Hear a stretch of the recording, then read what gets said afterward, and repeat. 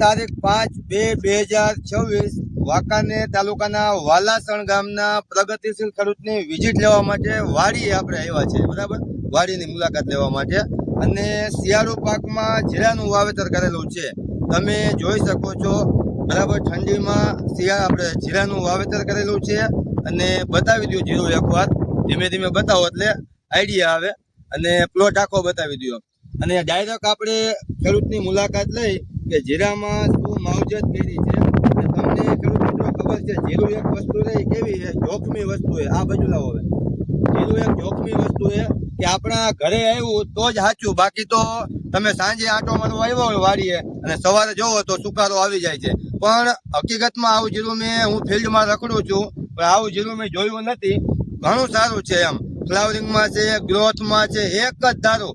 આપણે દેશી ભાષામાં કઈ ખેડૂત બધા કહેતા હોય કે થારી ફેરવી લેવાની છૂટ, એ રીતનું આખું સ્ટેજ એ રીતનું છે, બરાબર. તો ડાયરેક્ટ આપણે ખેડૂત ભાઈને પૂછી લઈ. તમારું નામ બોલી જાઓ. પરિવાર ઇલ્મુદ્દીન સાજી. ઓકે ઇલ્મુદ્દીનભાઈ, તમે આ જીરાની અંદર કેટલા વીઘાનું જીરું વાવેલું છે? 5 વીઘા. 5 વીઘાનું જીરું વાવેલું છે અને તમારી પાસે આપણે માહિતી લઈ તો 5 વીઘાની અંદર જીરું કેટલા કિલો નાખેલું છે? 8 કિલો.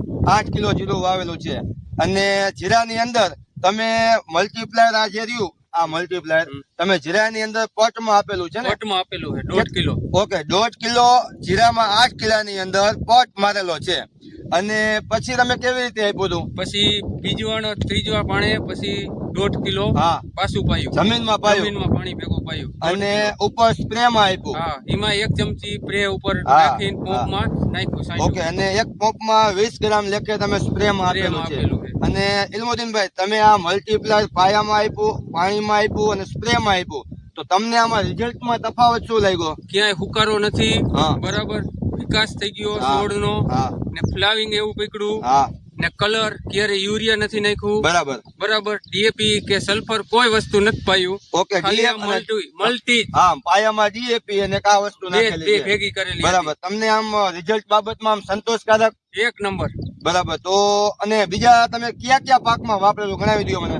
એક જીરું, જીરું, પછી ડુંગળીમાં, પછી જુવારમાં અત્યારે જુવાર ઉભી છે, મકાઈ ને જુવાર, એમાંય પાઈ દીધું.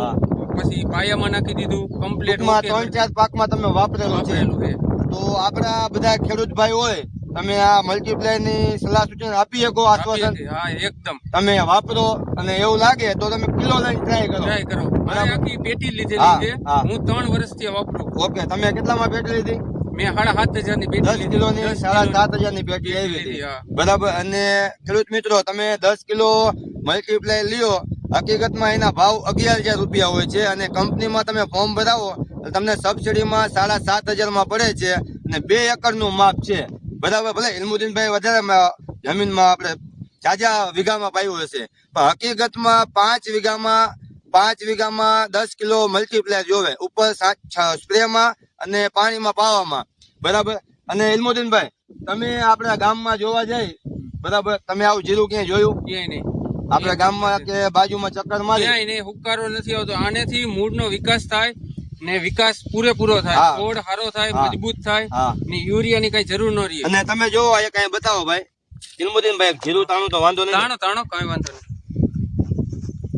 જોવો તમે આ જીરું, બરાબર, મૂળે જોવો તમે.